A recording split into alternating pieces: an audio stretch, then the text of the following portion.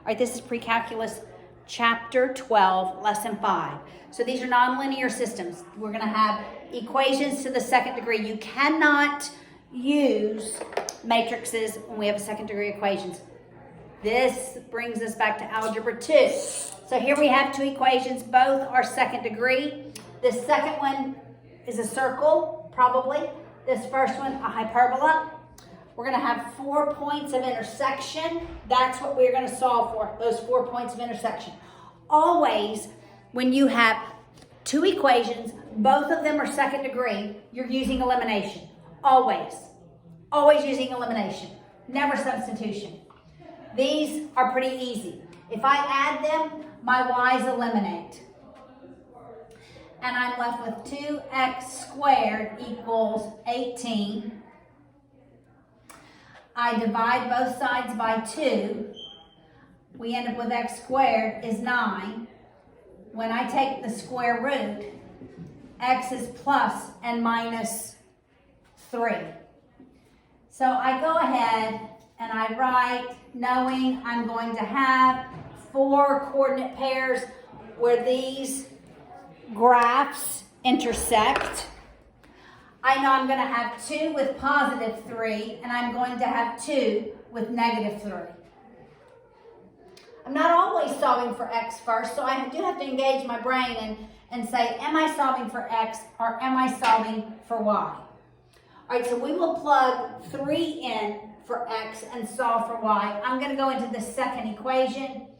So that's 3 squared plus y squared is 13. 3 squared is 9.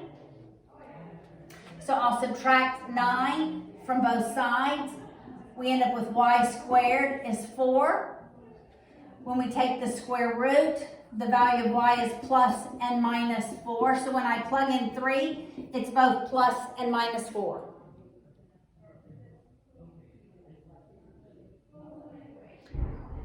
If I then go in and plug in negative 3 to this equation, I end up with the same solutions. Because when I square a negative, it's a positive. So this ends up being positive 9 plus y squared is 13, the same as we had over here. So subtracting the 9, y squared is 4. Taking the square root, y is both plus and minus 2. I meant 2 over here. Square root of 4 is not 4. The square root of 4 is 2. This is plus and minus 2. Same here. Plus and minus 2. All right, so this is always the case. When we have two equations, second degree, you're going to have 4 solutions. All right, in example 2, we don't have 2 equations that are second degree. Always both second degree, elimination. If we have one that is second degree and one that is first degree,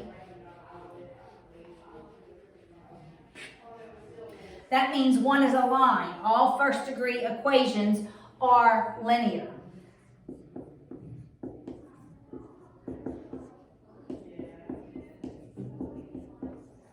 So I have a hyperbola and a line. So that is going to have 2 places of intersection, right? 2. So I'm going to have 2 solutions. When I have one that is second degree, one that is first degree, I'm always using substitution. I'm taking the linear equation, solving for one of the variables, and then substituting it back in. We'll solve for x by subtracting y. So x is 12 minus y. This is what I'm going to substitute into that first equation for x.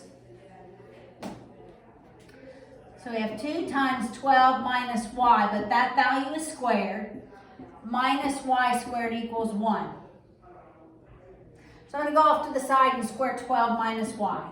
12 minus y squared is 12 minus y times 12 minus y. My firsts are 12 times 12, which is 144. Then I add my outers and my inners. that's negative 12y, plus another negative 12y is negative 24y, and then negative y times negative y is positive y squared. So then I'm going to go back and put this over here. It's 2 times that. 144 minus 24y plus y squared minus y squared equals 1. All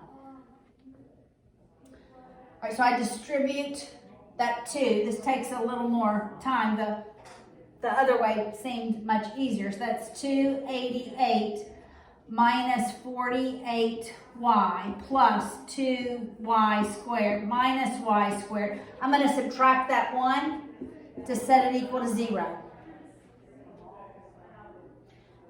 Now I'll combine my like terms and write it in descending exponential order. All right, so I have 2y squared. It's 2 minus 1. I end up with y squared. I only have one value that has y to the first power, so it's minus 48y. Then I have 288 minus 1 is positive 287 equals 0. It would take me a while to figure out factors of 287 such that we add them and get 48. So I'm going to the quadratic. I'm solving for y. Okay, so I'm reminding myself when I solve, I'm going to have 2 solutions and I'm solving for y. So y equals the opposite of e, which is 48, plus minus the square root of negative 48 squared minus 4 times a times c all over 2 times a. All right, let's get what is under the radical first.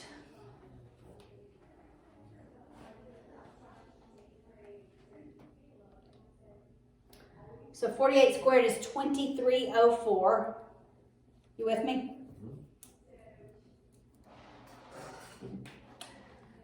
So this is 48 plus minus the square root of 2304 minus, what's 4 times 287?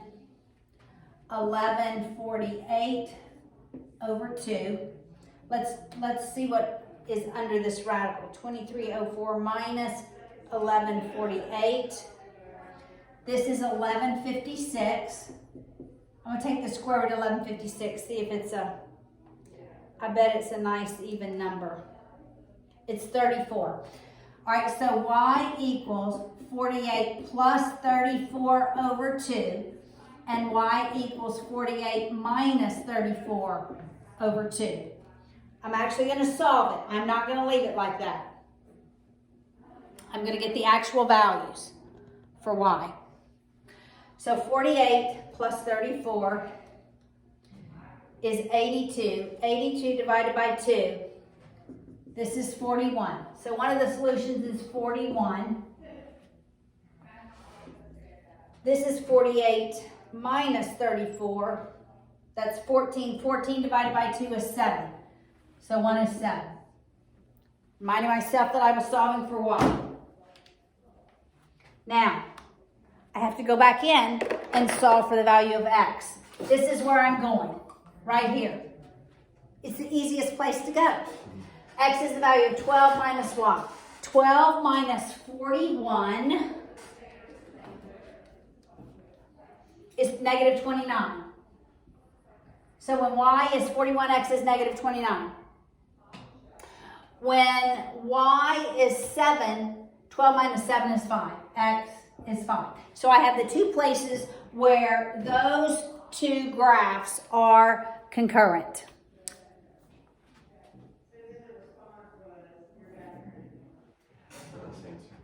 That's the answer. That's right.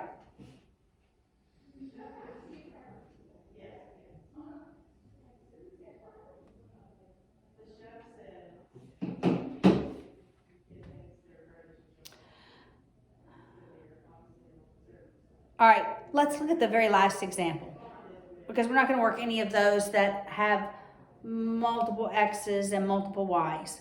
we're not going to work any like examples 3 and 4, but example 5 is an example of this one in a word problem. So it says the revenue and cost in dollars for manufacturing X bicycles is given as below. So the cost is Y equals 85X plus 120,000.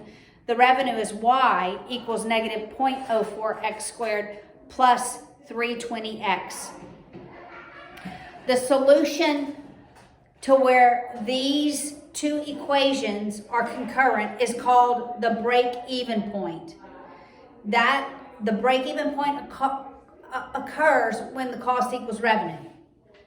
Right? That's when you're going to break even. All right, so the first one is the cost. The second one is the revenue. All right? So they said find the break-even points. Look, they've graphed it. The second one is the revenue. It's that upside down parabola. The linear one is the cost. At that very first intersection, well, they give it to you. It's when X is about 565. Before that, they're losing money because their cost is greater than their revenue. Do you see that? Then they break even at about probably X equals number of bikes. So when they produce 565 bikes, that's when they begin breaking even. From 565 to that next point of intersection, which is about at 5,310, they're making money because their cost is less than their revenue. But beyond that, they begin losing money. So that would tell a company, we want to produce and sell more than 565 bikes, but we don't want to sell more than 5,310. Right? Because on both sides of that, we're going to be losing money.